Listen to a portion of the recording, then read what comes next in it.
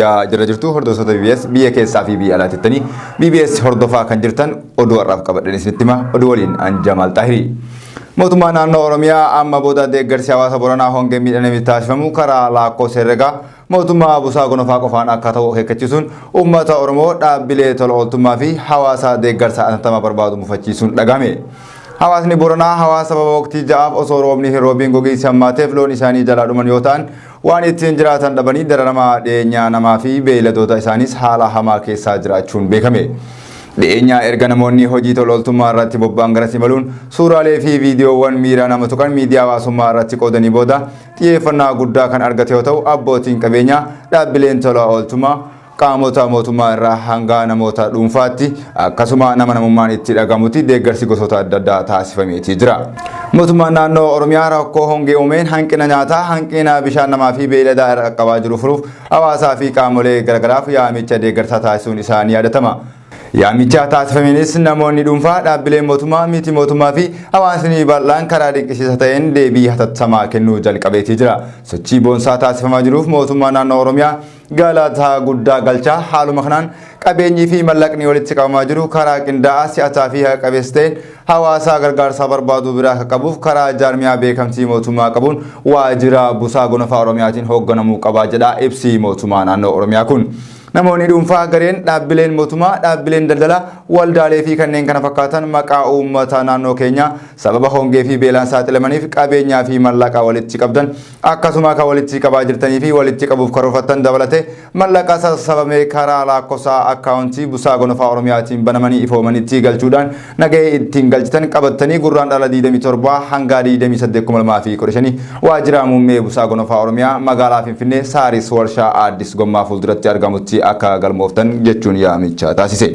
Garuu dhaabbileen deeggarsa namummaa namoonni dhuunfaa dhaabbileen daldalaa tola ooltummaa waldaaleen deeggarsa taasisanii fi ammas itti jiran ibsi koominikeeshinii mootummaa naannoo Oromiyaa kun ibsa hawaasa rakkoo ariifataa barbaadu bakka hin buunee fi deeggarsa qaamolee adda addaa irraa hawaasa qaqqabaa jiru gufachiisu jechuun komachuu irratti argamu.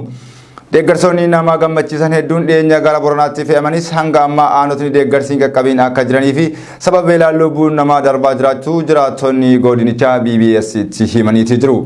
Adeemsi mootummaan ittiin uummata Booranaa gargaarra jedhu adeemsa harkifataa waan ta'eef kun hawaasa guyyaa guyyaan sababa beelaaf lubbuu dhabaa jiraniif gaaga'ama madachaa fida waan ta'eef mootummaan hulaa birmannaa taasifamaa jiran cufuun lubbuun danuun sababa beelaan harca'uu malti jechuun yaaddoo qaban ibsachuu irratti argamu. Akkasuma Busaa Gonofaan mootummaa naannoo Oromiyaatiin kan hoogganamu yoo ta'u sadarkaa hojjetaa hanga qotee bulaatti mallaqa walitti sassaabuun rakkoolee tasa mudataniin furuuf kan dhaabbate jedhamus komiin dirqiin hojjetaa seektaraa fi uummata irraa horii sassaabuu deddeebiin dhagahamu irratti argama. Ayyaanni guddaan odaa bultumitti halangaa dabarsuuf jala bultirraa jiraachuun gabaafame. Odaan bultum kan handhuuraa carcaritti argamtu gidduu gala gadaa ituu ta'uun tajaajilaa jira. Oromoo guutuufis odaa heerri Oromoo jalatti guutame ta'uun waggaa 8 jalatti wal ga'uun isaa ni beekama. Bara kanas gadaan sabbaaqaa bara aangoo isaa xumuruun gadaa dhiphisaatiif alangaa dabarsuuf qophiilee barbaachisoo gochuu jalatti argamu.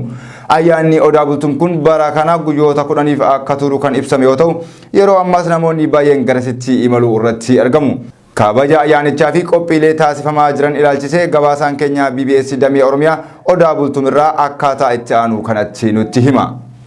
Arra iddoo nuti argamnu kun iddoo odaa bultum aanaa odaa bultum magaalaa Baddeessarraa xiqqoo kiiloomeetira muraasa achi fagaattee ardaa jilaa guddittii sirna gadaa ituudha kan odaa bultum jalatti argamna jechuudha. Tole egaa haala gabaasaa qophii ammaan tanaatiif yookaan ammoo sagantaaleen jala bultiidhaa akkamitti qophaa'aa jira jettanii kan gaaffii isinitti gabaasaa qabannee dhufneeti jira. Gabaasni kun keessattuu kan irratti xiyyeeffate sirni gadaa ituudha kan jaarraa 13 eegalee gatantaraa fi gufaata hedduu dabarsee guyyaa har'aan tanaa kana geetii jira. Guyyaa har'aan tanaa kanaas waggaa 8tiif warri sabbaaqaa 8 daadhiidhaaf dabarsuudhaaf qophiiwwan adda addaatii fi haaldureewwan xumuramuu isaa bakka odaa bultumitti argamnee nutis isin biraan gaatii jirra. kun egaa qophiin kun uummattoonni Oromoodhaa ardaa jilaa guddittii kan uummata Oromootii guutuudhaaf wayyooma qabdu yookaan ammoo eebba guddoo qabdu sirni gadaa ituudhaa kan odaa bultumitti gaggeeffamu jala bultii guyyaa tokko qofti yeroo hafuufitti goojjoon jaaramtee sangoonni muudaa qalamee haroon baaduudhaatii fi haroon carcar waliin xaliiloottee darrabba yaammattee kunoo namoota miliyoonotaan lakkaamuuf guyyoota 10 asirra turuudhaaf diggisiisii xumurteetii jirti. Abbootiin gadaa ituudhaa fi bokkuuleen gadaatis haala isaan barbaachisuu fi akkaataa muudatti gaggeeffatan tokko lamaan wal qixxeeffataniiti taanii eeggachuu jiran. Uummanni Oromootis kan kaabaa, kan kibbaatii fi kan dhiyaatis sirnicha kana tamsaasa kallattiitii fi al kallattiidhaan daawwachuudhaaf jecha guyyarraadhaa fi guyyatti gara magaalaa Baddeessaatiin kara odaa bultum dhufee jala bulchiisaa kabaju irratti kan argamu ta'a jechuudha.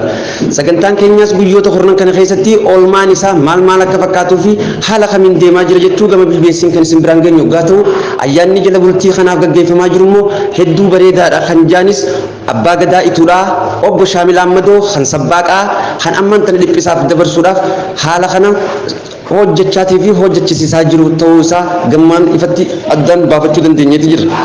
Sirni kun sirna gadaa jechuun uummata Oromoo biratti kabajaa fi ulfina guddaa qabaata. Kanaafuu uummanni Oromoodhaa keessattuu warri carcar Oromiyaan bahaa, Oromiyaan kaabaa, Oromiyaan kibbaatii fi Oromiyaan lixaatis uffata aadaa isaatii fi eenyummaa isaa guddaa kan jaarraa hedduudhaaf isaan addabee manbultii odaa bultum tan teessoo sirna gadaa ituutti dhufee ituudhaa warra ituutii wajjin akka sirnicha qooddatus waamichi yeroodhaaf yerootti taasifamaa jira. Kanaafuu tokkolleen keenya achitti argamne bifa nagaa fi jaalalaa fi tokkummaadhaan akka sirnicha dabarsinu gamanumaa isin afeeruu barbaanna. Gadaa quufaa fi gabbinaa kan jaalalaa kan tokkummaatii fi kan bilisummaa isiniif haa ta'u jenna. Horaa bulaa deebanaa. Caaseffamni haaraan marii uummataa fi qondaaltota mootummaatiin alatti mootummaa naannoo Oromiyaatiin dhiyeenya labsame sirnicha bakka lamatti qooduun wal afaan deebisaa jiraachuun barame. Caffee mootummaa naannoo Oromiyaa dhiyeenya caaseffama haaraa magaalota Oromiyaa fi aanotaa kan labse yoo ta'u labsiin marii uummataa fi hojjettoota mootummaa sadarkaan jiranii alatti caffee mootummaa naannoo Oromiyaatiin alatti labsame sirna bilchiginaa yeroo jalqabaatiif wal afaan deebisuun wal dura dhaabaa jiraachuun himame. Akkuma yaadatamu torbee darbee keessa mootummaan naannoo Oromiyaa caaseffama magaalota Oromiyaa fi aanota haaraa karaa caffee Oromiyaatiin kan labse yoo ta'u magaalota Oromiyaa gagaraa maqaa misooma ariifachiisaa jedhu walitti fiduun godinaalee sadii irraas aanota sadii fudhachuun godinni haaraan 21ffaa Booranii Bahaa akka hundooftu kan ibse mootummaan naannoo Oromiyaa. Ibsa kanaanis mormiin guddaan hawaasa godinaalee sadiinii irraa isa mudachuu irratti argama.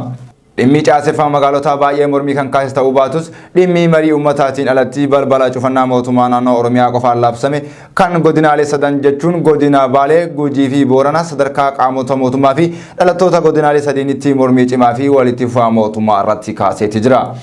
Biifuma kanaan godinni 21ffaan Boorana Bahaa akka hundeeffamtuuf godina Baalee irraa aanota sadii Madda Walaabuu, Harannaa Bulluqii fi Oborsoo akka ta'u yoo ibsu godina Gujii irraa magaalaa guddoo godina Gujii Nageellee Booranaa, aanaa Liban, Gumii Eldelloo fi godina Booranaa irraa ammoo magaalaa Mooyyalee, aanaa Guchii fi aanaa Wiccillee akka taatu caffee mootummaa naannoo Oromiyaa ifoomsee turuun isaanii yaadatama. Kominikeeshiniin godina Baalee caaseffama haaraa mootummaa naannoo Oromiyaa marii uummataatiin alatti godina haaraa hundeessuu jedhuun aanota sadii godina Baalee irraa akka muraman beeksisee mormuun ibsaa ejjennoo baase.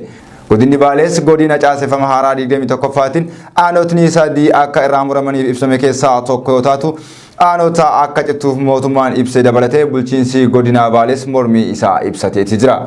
Godina Baaleetti kan argamu lafti Madda Walaabuu seenaa uummata Oromoo keessatti lafa bakka guddaa qabuu fi seenaa qabeessummaadhaan beekamuudha kan jedhu ibsi kominikeeshinii godinichaa. Maddi Walaabuu lafa seenaa ardaa jira iddoo aadaa lafa hoyyoomaa fi siyaasaa akka ta'es ibseeti jira. Akka seenaa adda addaa fi manguddoota irraa barametti Maddi Walaabuu jechoota lama Maddaa fi Walaabuu jedhu irraa kan dhufe yoo ta'u Madda jechuun hora bishaanii lafa keessaa boo yoo ta'u Walaabuu jechuun ammoo nama hora san abbummaan itti fayyadamaa ture yookiin maqaa nama naannoo maddaa sana jiraachaa turedha jechuun seenaa moggaasaa maqichaas ibsaniiti jiru. Bakki maddaa kun odaa 11 kan marfame yoo ta'u odaa kana jala bishaantu madda. Odaaleen shanan saba Oromoo biratti seenaa qabeessaan keessaa tokko iddoo kanatti argama. Kunis odaa murtii jedhamuun beekamaa jedha ibsi kominikeetichaa kun. Maddi Walaabuu bakka seerri gadaa bifa haaraan sirreeffamee itti uume yoo ta'u haaromsi gadaa Madda Walaabuu haaromsa iddoo biraa irraa waan addaa isa taasisuu qaba jedha. Innis lallabni dursaa sirna gadaa Oromoo Ardaa Waayyuu fi Jilaa kana irratti lallabame Oromiyaa walgahe jechuun aanicha dabarsee akka hin laannes dubbata. Akkasuma seenaa gubbatti kaasne kana irraa ka'uudhaan moggaasni maqaa lafa seenaa kana biyya keessaa hanga biyya alaatti dhaabbilee xiqqoo hanga gurguddootti maqaa moggaafachuun ittiin tajaajilamus jechuun yaada isaa golabe. Atileetonni Itoophiyaa fiigicha maraatoonii guyyaa kalee bitootessa 2023 biyya Jaappaan magaalaa Tookiyootti dorgomeen dhiirotaan 1-3 qabachuun xumuruun ifoomee jira.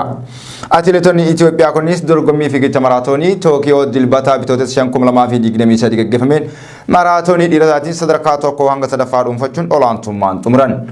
Akka BBC'n afaan Oromoo gabaasetti dorgommii maraatoonii dhiirotaatiin atileetonni Itoophiyaa 1-3 qabachuun yoo xumuran dubartoonni ammoo sadarkaa 2-4 dhuunfachuun dorgommicha goolabuu danda'anii jiru.